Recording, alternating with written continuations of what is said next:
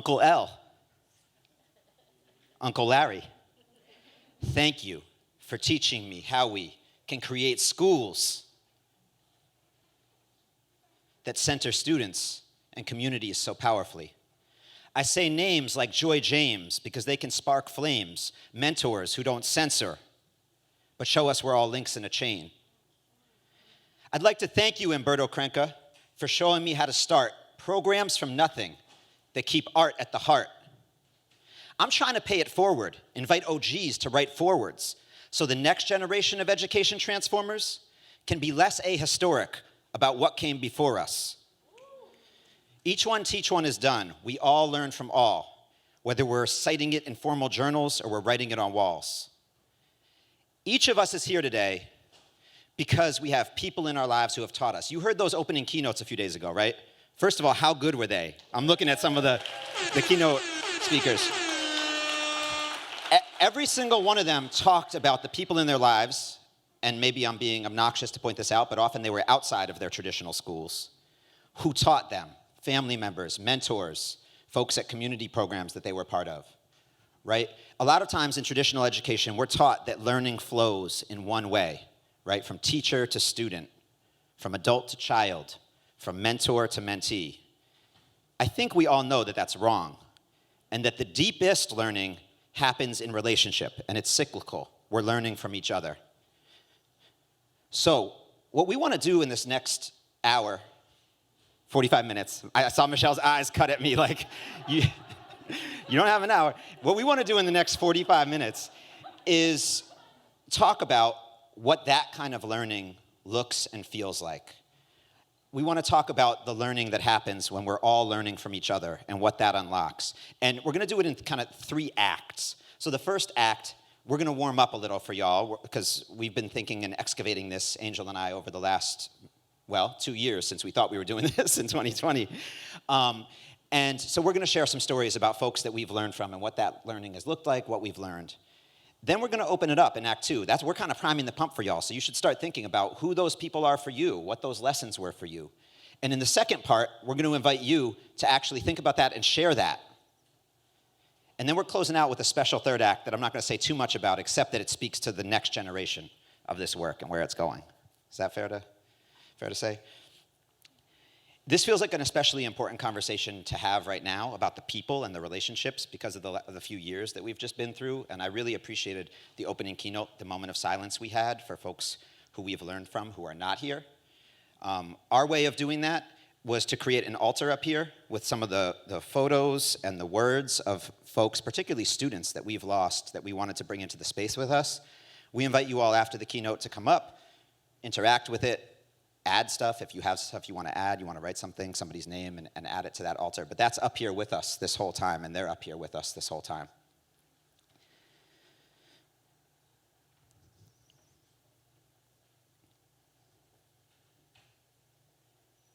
I was raised by progressive educators, children of the 1950s, 1960s, who taught me to question authority, question mainstream narratives, who took me to demonstrations, who taught me about the Black Panther Party free breakfast program, who taught me about the Wampanoag people whose land I was growing up on. In high school, I had some amazing English teachers. Joan Sobel had us write what she called spiritual autobiographies. And we had to excavate what we believed in at that formative teenage time. And then we had to share it with each other. We did a little off-site retreat as a class, and we had to share our spiritual autobiographies with each other. And that was a very meaningful experience, and it was one of my first moments where I really realized the power of writing, the power of words to communicate who we are, to understand who we are, first of all, and then to communicate it with others, and to understand who others are, and to understand who we collectively are. Another teacher I had at that time, I should say too, Joan, I was going to say let us make. She encouraged us to make rap videos as our final in our Bible is Lit class. And so Michelle was talking about this work that I've done around hip-hop and education. That was my first experience in a school context, I think, being encouraged to bring culture, that culture, hip-hop culture, into my learning. Another English teacher we had at the time, Donald Burrows, if Joan taught us the power of writing, Donald taught us the power of reading, assigning James Baldwin, Shakespeare, Toni Morrison, and then unlike some teachers I had, really making sure we read it, like calling us out if we had not read it, which was important. And just facilitating these electric conversations about these texts that helped me come to love language arts and value reading, which paid off when I went to college and had a lot of reading to do. In college, I took a class with a professor named Joy James. It was called Race, Culture, and Incarceration. And I think 10 years or so before Michelle Alexander's The New Jim Crow and Ava DuVernay's The 13th taught us at that time about the trajectory from slavery in this country to the convict leasing system to the prison industrial complex. But Joy didn't just teach us through the texts she taught or the content of it. She taught us through how she taught. I remember there was a class. It was a long class, so we would have a break in the middle of class.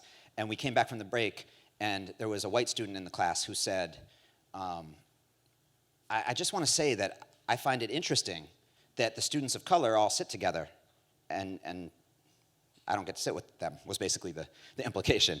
And Joy said right away, I find it interesting that in a class about race and policing, a white student is trying to police the black students' physical movements in the class.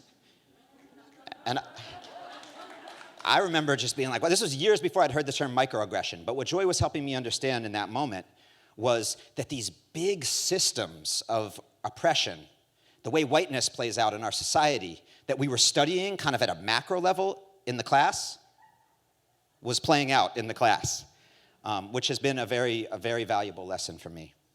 And that one of our roles as educators is to name that when we see it. Around that same time, I was doing my student teaching in our local juvenile prison, and I saw how a lot of the systems that Joy had taught me about in an academic context were playing out in young people's lives. Too many times I saw kids locked, confined inside a too small box. Maybe it was for pitching rocks. Maybe it was just because they pissed off cops. But more likely than not, if they'd been white as their tees and held big knots tucked right up their sleeves, the judge in the box would have been pleased and agreed to pleas of not guilty. I had students teaching me the impact of these systems on their real life. Bear taught me about the cash bail system and how unjust it is, how a young person can sit for 6 months having never had a trial or been proved guilty of anything because there's no one who can pay the bail for them. Bear also taught me to love science fiction. He would write, just fill these composition books, composition book after composition book after composition book, creating these universes and sharing them with me and anyone who was interested to read them. As Bear and other students that I worked with in my student teaching in the prison got out, I started to learn about the challenges that they were facing. First of all, just fulfilling basic needs, and secondly, finding those opportunities for creative expression, the portals that for writing, for singing, for photography, all of these creative spirits that were bursting. Too many times I got that call. Too many times I picked up that phone. Too many times there was a pause, and then, yo, is Sam home? Just got out, no job, no bed, no food on plate, all on their own. No ID, no social security, no toothbrush, brush, or comb. All they wanted from me was an instrumental CD, a notebook to free the dome, no set of keys, no amphetamines, just letters to read and poems. I decided to dedicate my life, after graduating from that teacher credentialing program, to trying to create a space that would do both things, that would help young people meet the critical needs that they had in their life at that time, and also create those portals for self-expression, put microphones and cameras in young people's hands, sometimes just notebooks and pens and pencils. Trying to create a program like that was not obvious to me how to go about doing that, and there were some people I learned a lot from at that time, and two of them are here, so I got to talk about them a little bit. Elliot Washer, who I talked about earlier as Uncle L, as many of us now call him, had been one of the founders of the Big Picture, what was Big Picture Company at the time, but now it's Big Picture Learning, and the Met School, which happened to be just down the street from us in Providence. And I had the chance to do work study with Elliot when I was in college, and he taught me that 90%, you can tell me if 90 is right after I say this, 90% of what people tell you you can't do is bullshit. Is 90%? Okay, it's close. He might have said 99, I don't know. A lot of what people tell you you can't do, and that in fact we have to interrupt the way that things like schools look, youth programs look, if we want to do justice for the students we serve. Uncle Larry, who I shouted out earlier, was my middle school Aikido teacher, my high school principal, and then around this time, when I was trying to figure out how to start this youth program, had moved to this faraway land called San Diego, where he had found some open big building in a naval base and was starting this program called High Tech High. But I got to come out here over and over in those years and see what he was doing, building this place, and learned a lot of lessons, like what you keep out when you're designing something new is as important as what you let in. So these guys were teaching me how to design educational programs in real time. And we had a mentor in Providence too, Umberto Crenca, who I mentioned earlier, who had a lot of that, some of that same energy. Bert also had a style. He had his head shaved. He had this long white goatee. If he had 10 fingers on his hands, he had 30 rings and tattoos peeking out, curse words on his lips. But when we would go into a meeting with state bureaucrats, his passion would just burst out of him. And folks would have like no choice but to get down with the program. It was kind of that Beanie Siegel, get down or lay down energy with Bert. And of course, I learned a ton from the young people that we were working with. Almost all the young people who came to our program were employed because folks needed to be making money, so we created these youth-run, arts-based businesses. And so we would have these Monday staff meetings that would be this many people. No, okay, it wouldn't be this many people, but it would be like 30, 40 people in folding chairs in this old garage space that we had. And we would make decisions there together. So one particular Monday at one of these staff meetings, I came and I was feeling really good about myself because I had talked to the Department of Children, Youth, and Families of our state, and they were going to give our program more money, which I felt we needed, and they were going to give us an extra staff person, a licensed social worker that they had hired. So I announced this, and one of the youth staff members, Roger, who was sitting there on his BMX bike, kind of rolling back and forth, let me know that if we brought a licensed social worker into the space, he would never set foot in the studio again, and shared all these experiences he had had growing up, feeling like he had gotten burnt. His trust had been burnt by social workers that he had to deal with. And other young people started speaking up with some similar stories, and then other young people just said they hadn't really had those experiences, but if that's how Roger and other people felt, they didn't want it. I learned an important lesson that day, that more isn't always better, and that how you get it, who you get it from, and what conditions it comes with really matter. A friend and colleague, and I would call mentor of mine now, Barry Spiegels, has this phrase he says to me, how we are is what it becomes. If we start to embody the same systems that the oppressive system that we're trying to bust out of and create a liberatory space from holds, we're going to recreate those systems of oppression within whatever it is we're designing. So I learned that lesson. Yeah, that's Roger. You can clap for Roger. One other Monday meeting that I want to share about, we had gotten an invitation from the Rhode Island School of Design, which is a very prestigious art and design school that was in the same city that we were in, to come and share some stories. And I asked if anybody would want to go, and some young people raised their hands. We said, cool, let's go. It was supposed to be on a Saturday. The Saturday rolled around. You know those days, anybody who's from San Diego is not going to know what I'm talking about, I don't think, but you know those days that never get bright? Like the sun just never comes. It was like gray. It was one of those days, and I was super tired from the week.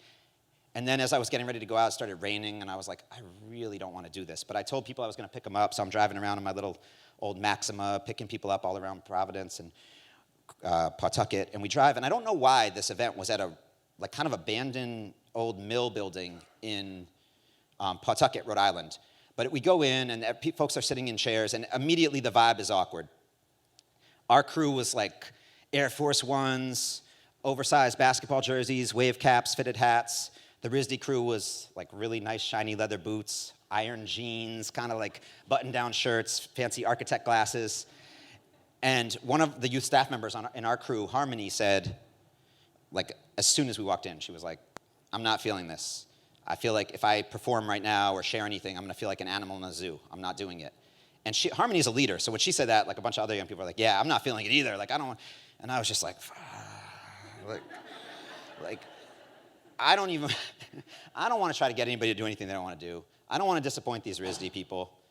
I want to be at home still. But I learned an important lesson from Harmony and others that day, which is that learning happens at the speed of trust.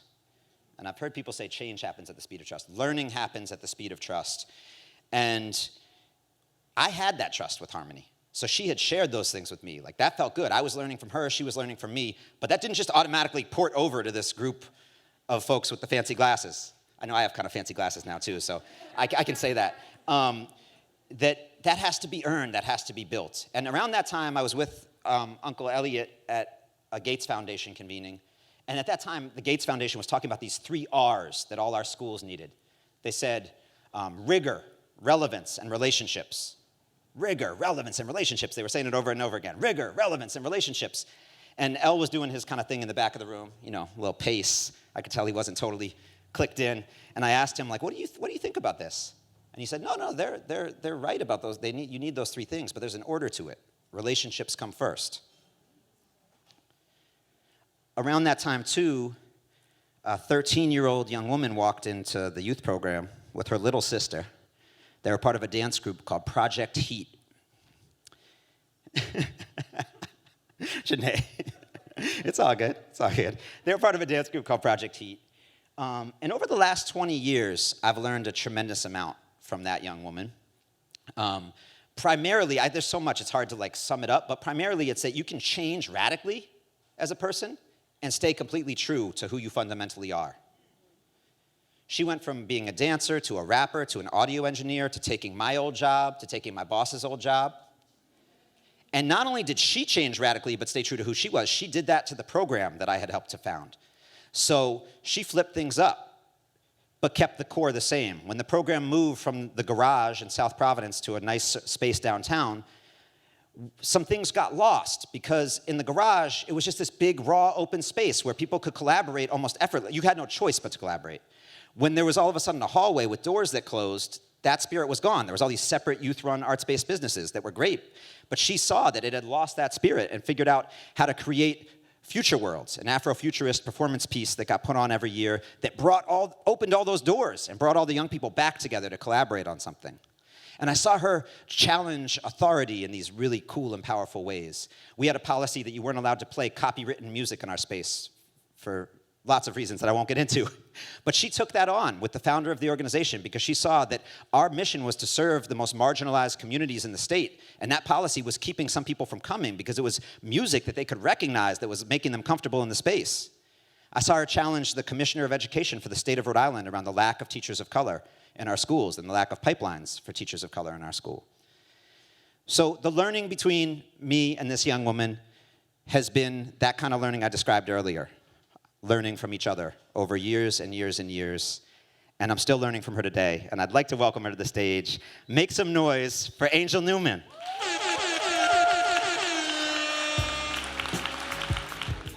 Yo, what's up, everybody? What up, Angel? What up? Picture this. A new teen, 15, barely keep a routine, the room clean. Who thinks that she figured out all of the mathematics? Missing school, only had to hear the mouth of one parent, but plenty talent. Mixing syllables, thoughts, and patterns on a palette. Treat a body like a palace. Don't smoke, drink, or act callous. Shit happens, of course, but use the music as an atlas. Didn't do her homework, but at home working on a track list. But average people think she messing up. Getting arrested because she can't keep her hands tucked. When bitches start dissing and pinching punches to the gut, she erupt like what and tell them something they could suck, corrupt. But hold up. Behind this raw emotional glut, she used a pen and paper to dig up out the rut. Them same things that wake up when a night rough, shorty let that beat thump, thump, thump. That's what she called love. Deeper learning, what's going on?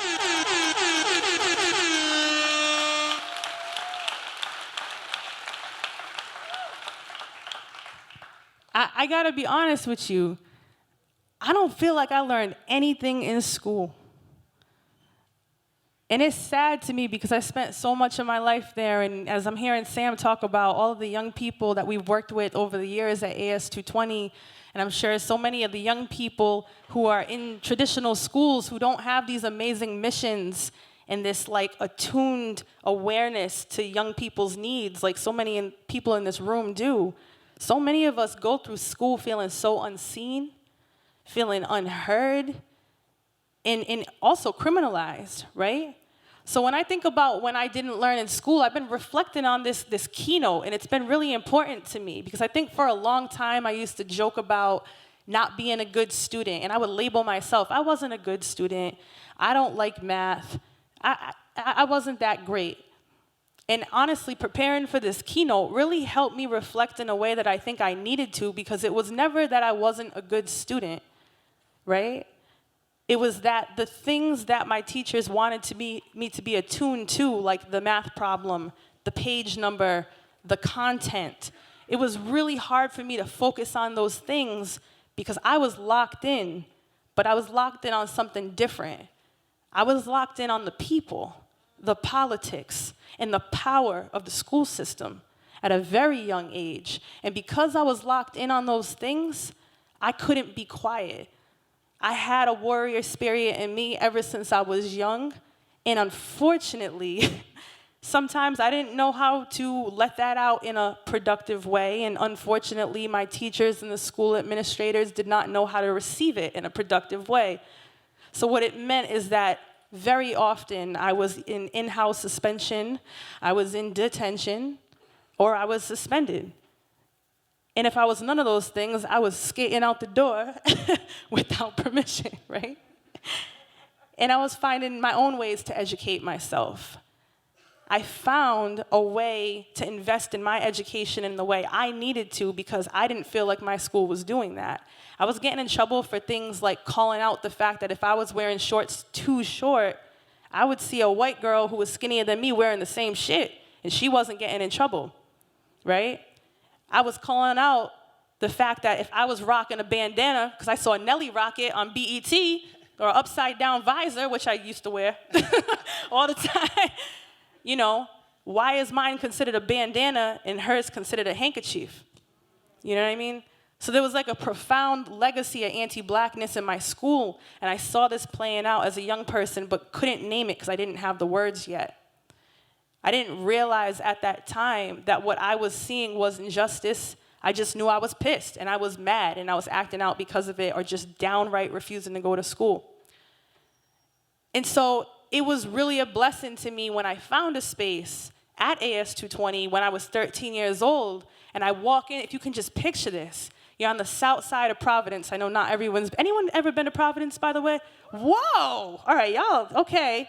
I was like, I'm gonna see like one hand and it's gonna be Tony. South side of Providence, my sister Amber and I, she looks like me, we're twins. We're not really. People think we are and we don't correct them at all.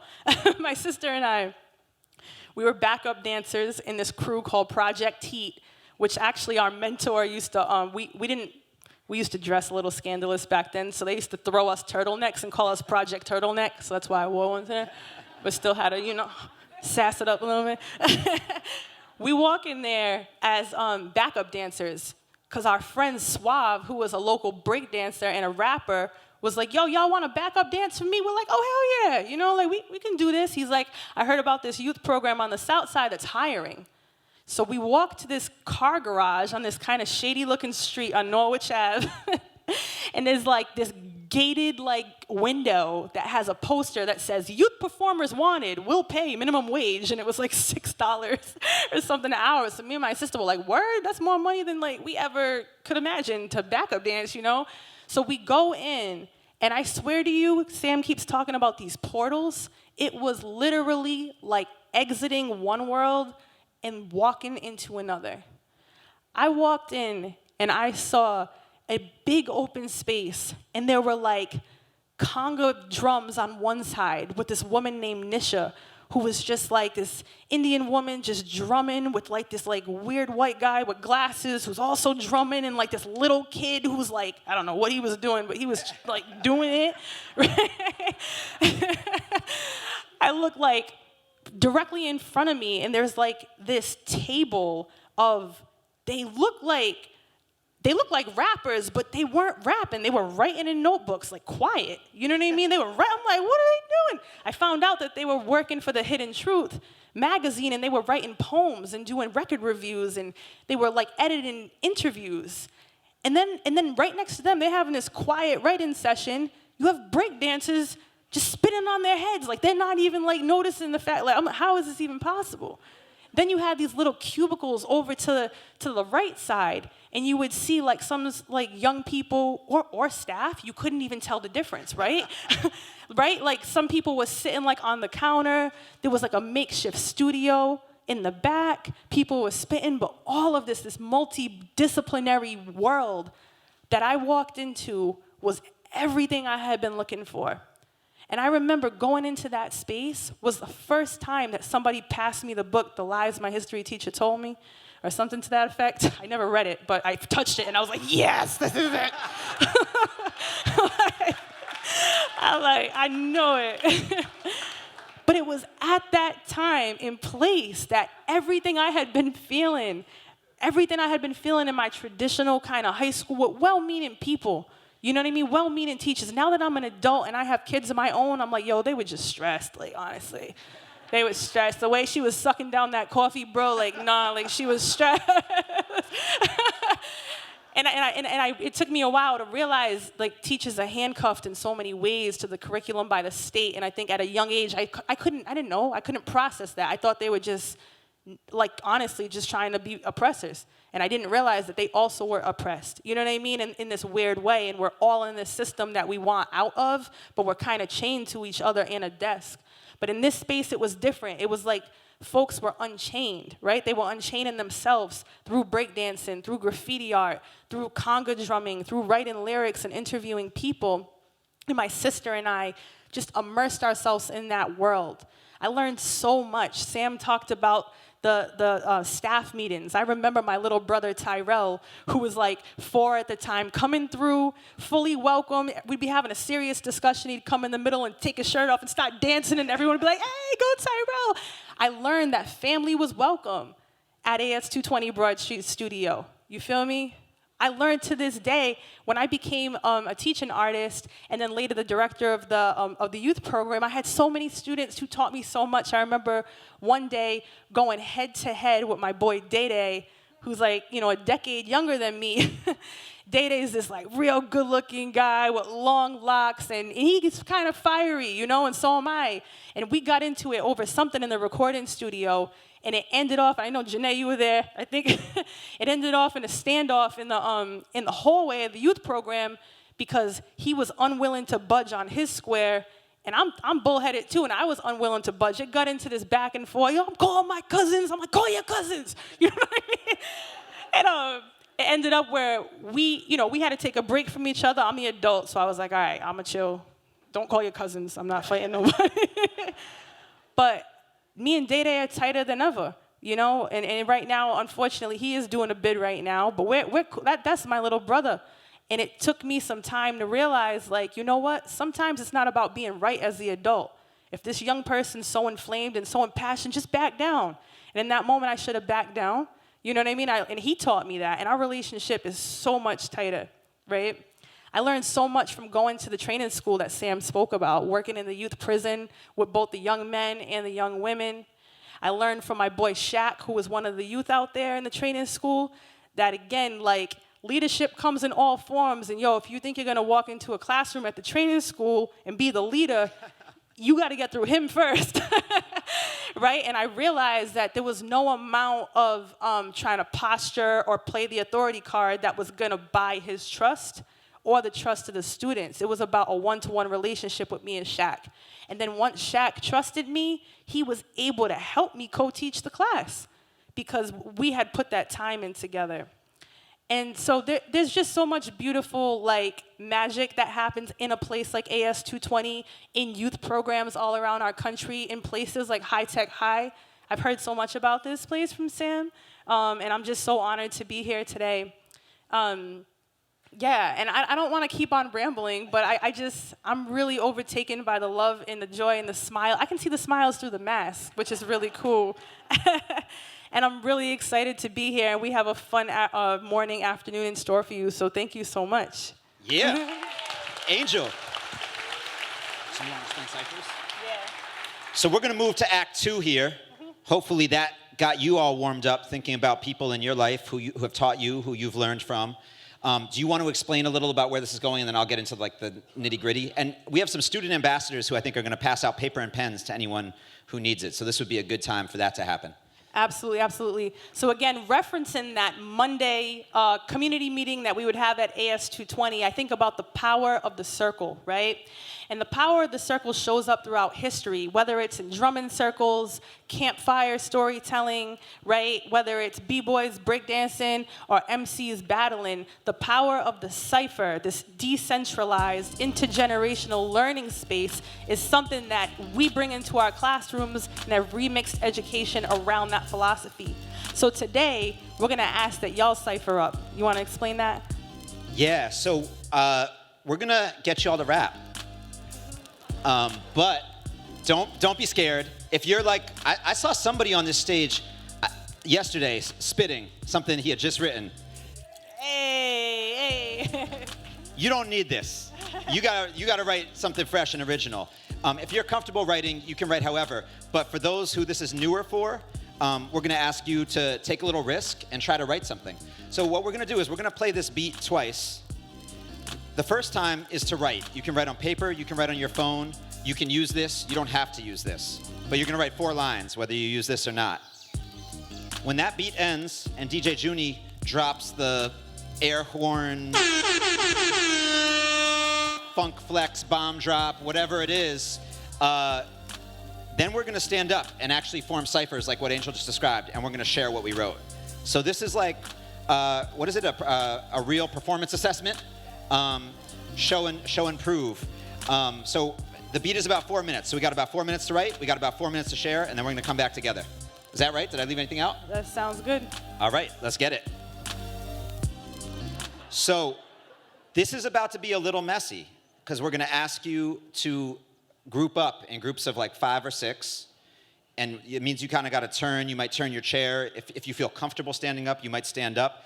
But you just need to form a little group wherever you're standing. And we're just gonna go around and we're gonna read out and share with each other. Y'all got that? Any questions, Michelle? Anyone?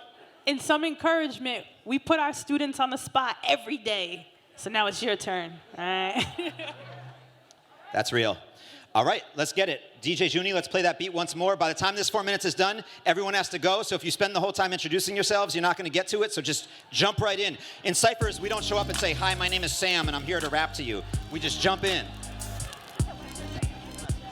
All right, y'all. Hey. DJ Junie. Give it up for DJ Junie one time. Killing the vibes. And everyone who's doing tech today, this cannot happen without you. Seriously. Clap it up. All right.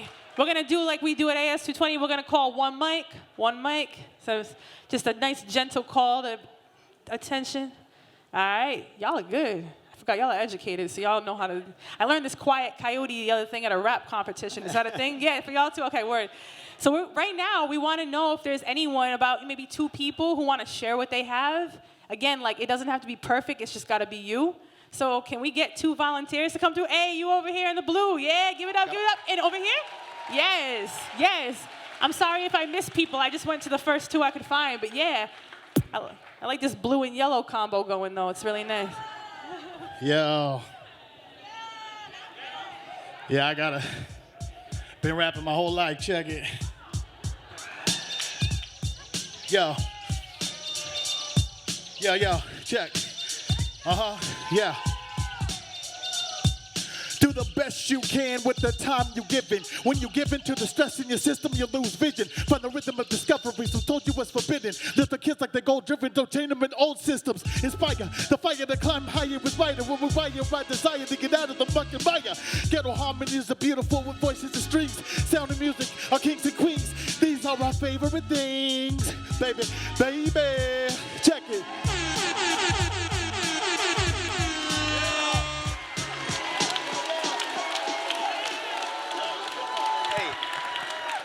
Hold on. Before you step off stage, did you just wrote that? Yeah. Make some noise. He just wrote that.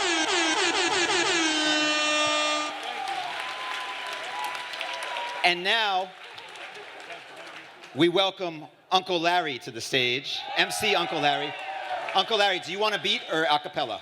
What's that? Do you want music behind you or just? I'll be very quick. Okay. I'm going to be quick. This time I really will be quick. I know. I was in the 7th grade in New York City. My math teacher was a very, very famous man. What's his name, Jeannie? Bob Moses. Everybody know who Bob Moses was? Yes.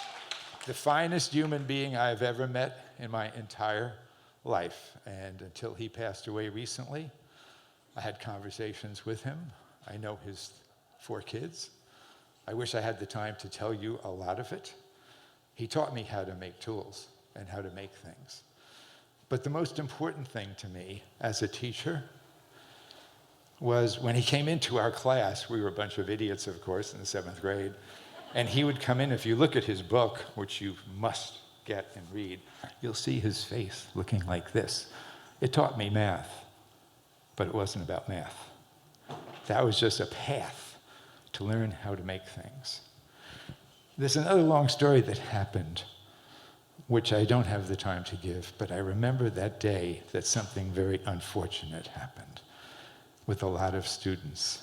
And he was such a soft speaker that he told me and taught and made me realize that soft is stronger than hard.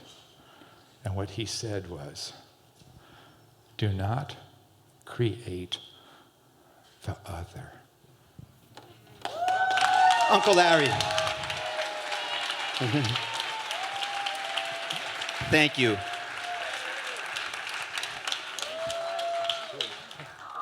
I know the whole story of which Uncle Larry speaks, and I highly recommend that you approach him afterwards and get to hear the whole thing. We're about to give something away, right? Yeah, okay. I just want to make sure I'm at the right part of this. So I told y'all a story earlier about a rainy Saturday in a warehouse in Pawtucket. Okay, Pawtucket's in the building. What are the chances? About 10 years after that rainy Saturday, I walked into a Baptist church in my neighborhood in Providence. And I didn't know exactly what was going on, but it was a MLK Day celebration that I was attending. And they started introducing the keynote speakers. And it was like the governor of the state, like one of our U.S. senators from the state, and Shane Lee, who was like an OG youth staff member from AS220. Had no idea he was on the program. He had no idea I was in the building. And he gets on stage and he's like, I'm going to tell you all about my path to Kingian nonviolence. And I was just super impressed, like, and just proud. Like, look at him shine up there. All these dignitaries and whatnot. And the wildest thing happened. He said he was going to tell us all about the 3 turning points in his life on his path to Kingian nonviolence. And when he got to the second turning point, You got this, Sam. You got it. who was that? Love you for that. Thank you. I needed that. He starts his second turning point. He starts talking about this rainy Saturday in a warehouse in Pawtucket, Rhode Island. After Harmony and some of the other young people said they didn't want to share, of course we respected that, Shane pulled up a chair in the circle with the folks from RISD, and he shared some of his life story, and he sang a song that he had written for his mom who had passed away. Do you remember how it went? I'm so confused. He's my baby daddy, so I remember.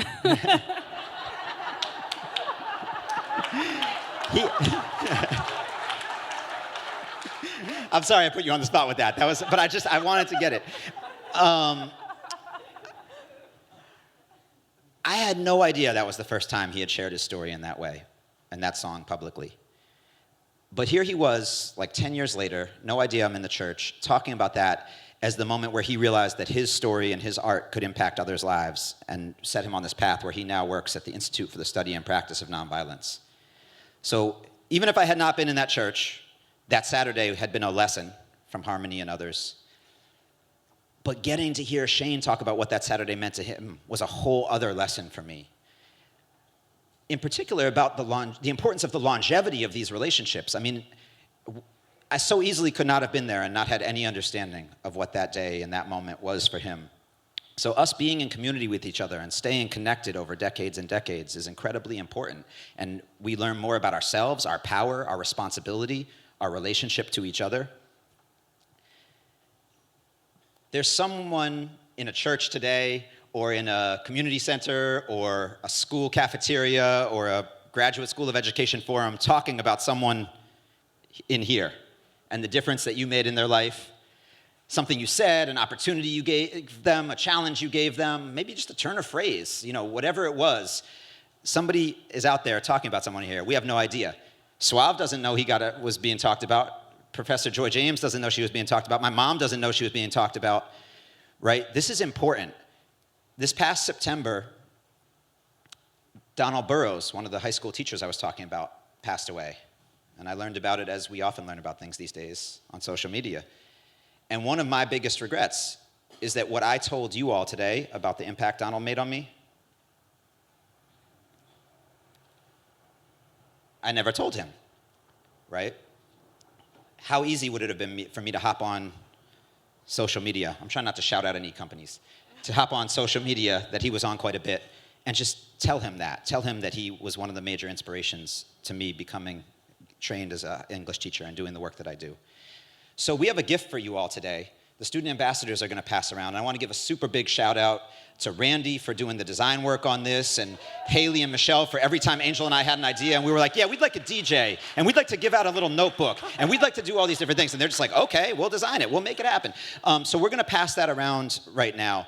But it's basically another kind of Mad Lib like this that Angel and I wrote. And my wife, Sunana's here. Yeah. I was telling her what we were going to do, and she was like, people are going to feel awkward, like writing to someone they haven't talked to in 20 years to say something. So we gave you an excuse. It says at the top, like, I'm at a keynote with these weird people, and they're telling me to do this. So sorry, but I just want to tell you, you made a difference in my life. So it has a big fill in the blank, and we're going to give you that. There's envelopes for it as well.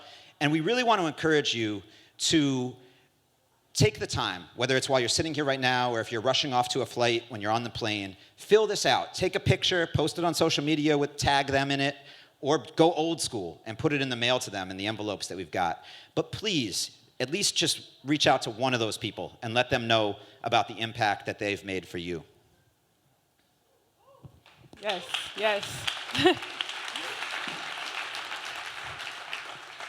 And I know, this story in this 2-decade in the making story that Sam and I have between each other, it's been magical, and I've learned so much from Sam. He taught me that hip-hop is so much more even than a culture. It's a pedagogy, right? It's a way of life, and it's a practice, and how I relate to not only my students but my children. I have 4 kids, and the cipher is something we bring into our household on a daily basis, right? But the awesome thing is it doesn't even stop with me, right? Like, it doesn't stop with any one of us. None of us are the beginning or the end. And that's scary, but that's beautiful. And I want to shout out my partner in crime, Janae Pina, who's actually the director of the youth program at AS220, if you want to give a wave. She's bringing the youth studio to new heights. And this piece about long-lasting relationships that Sam touched on, I think, is so important, and that's what we try to do at AS220. And I know so much of the work that we all do is like, how do we make sure we can be in each other's lives for a long time? Because that's where the change grows. I often feel like being a teacher, it's like you're setting yourself up for all these heartbreaks, because we have to plant the seeds and then we have to walk away. And so often we don't get to see them bloom, or we hear through social media that they were stepped on. Right? And it's heartbreaking. But I have the divine privilege of being able to see some of those seeds that I can't even take credit for, but I saw them in the ground. And they were planted at AS220 when they were 9 years old. and they're now, they took my old job and are completely killing it. So without further ado, I want to call up my little brother, Jay Lou. Somebody give me a chance, that's what I'm missing for sure. It ain't me and the boys, it ain't me in this world, it ain't me in the clique, it ain't me in the fam. Nothing arms reach for me, this ain't Jeremy Lamb. Nobody gave him a ticket, he had to get it himself. On the road with my dukes, even before I was 12, I was declining them deals. I was scared to get shelved, thinking about ending it all when I was all by myself. You see a smile of funny ways when you look at me, but never ask if I'm okay, don't go off what you see. You don't care about me, man. You ain't real deal. It ain't genuine with you, man. It ain't real deal. Y'all make some noise for yourself.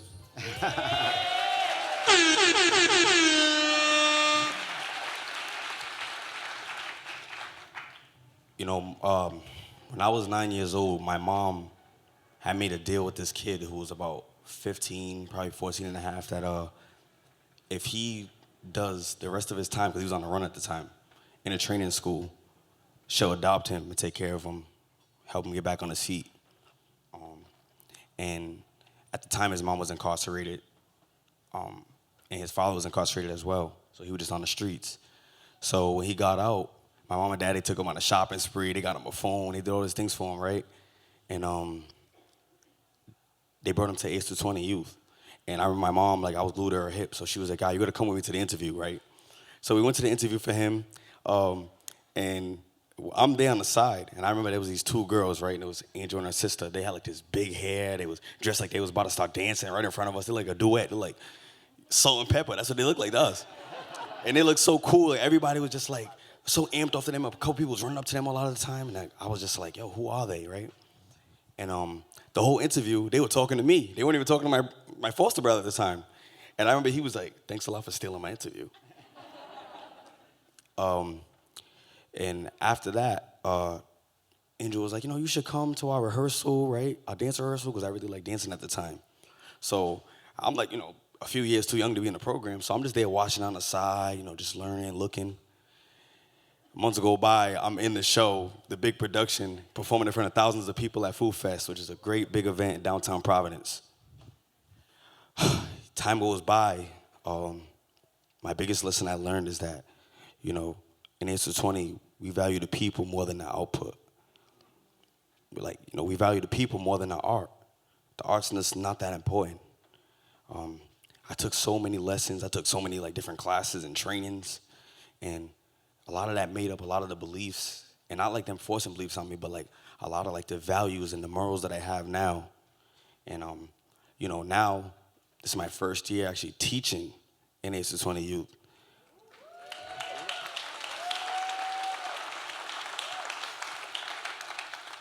And I got to see, like, you know, firsthand what it was like, you know, helping youth like work on their performance skills, their writing, their presentation. And I'm sitting there watching, and, you know, before we even started the show, right, like a bunch of the youth are like following me everywhere I go. I'm like, "Why are you following me?" And I remember we used to do that with Angel, like, "Oh, what do we do? Oh, where should we stand behind the stage? Where should we?" They're all following me. They're like looking at me. They're asking me if I looked out. "How does my shirt look? How does this look?" And I'm like, "You're good, you're good." But I'm like, why? I didn't realize it. And then when the show was like going on, my guy Salo was like, "Do you understand how that feels now?" So I'm like, "Wait, what?" And then I'm like, "Wait, I'm not even gonna be performing." I was kind of mad. I'm like, "I want to perform," but I wasn't. It was the youth performing. And then I'm like, wow, like, you know, I'm not taking credit for the work that they did, but it's like, wow, like I really helped them. I really, you know, and I pat myself on the back, like, you know, not being a narcissist or anything like that, but I had to give myself flowers, you know. It was very rewarding, very rewarding. And like, you know, when I learned from Angel, one of my favorite things I really learned from Angel and Janae was like really loving being black. And that's what we learned in the studio. We love being black. You know, and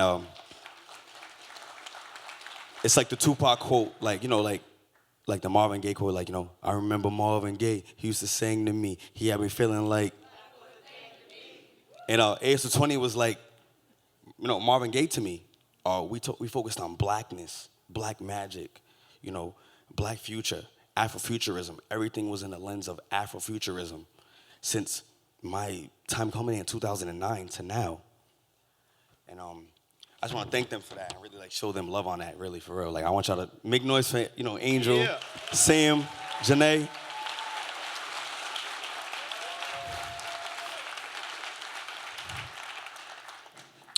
And like, you know, we wrote from the lens of pain, love, healing.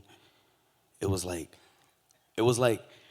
every day we come in the studio, it's like, all right, we're gonna do a free write, right? You know, talk about how your day went. Talk about what you did this morning. And like, you know, some of us, we be having the worst day, we didn't even realize it.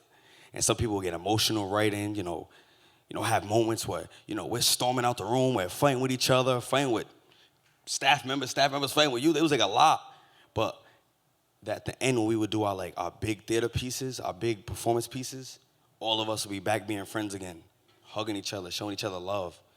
And we always started and ended with art. We always started with a free write. We ended with a performance. We ended with writing because that's what we was there for. That's what we was working on. That's what we were learning. And right now, like, I'm learning from youth around me. I did my first time teaching. This was about 3 years back. My first time teaching in a summer class, and I only had 3 people come to the class every week. And it was one kid who he used to come all the time, or he used to always come, and he like never wrote a song before. He just signed up. And then I see him like a year and a half later, and he's like, yeah, you know, I'm working on my album. And I'm like, and we were the same age. And yeah, you know, that's really what I have to say about the program. But I really appreciate y'all for listening on that stuff like that. I got one more round. I shed tears for a week straight. I had a lot of things on my plate. I was heading down a dark road, at the same time trying to be great. I was going up and I was scared to move, like I was walking up them crates. I'm trying to grow into a better man, but I still got those traits going through the motions. I wish I could sink into the waves, into the ocean. I can't put my pride aside and show all my emotions. Every time they see me, I be smiling, I be joking. Will I make it out the struggle? I'm just hoping. You see me crying out for help while you ain't come, Don't tell me they ain't noticed, they ain't dumb. There's people dying all the time where I'm from. I'm just praying to Allah that I ain't one. Make some noise, y'all. Appreciate it.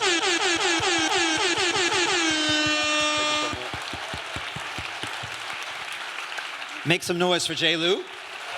Thank you, guys. Stay up here for a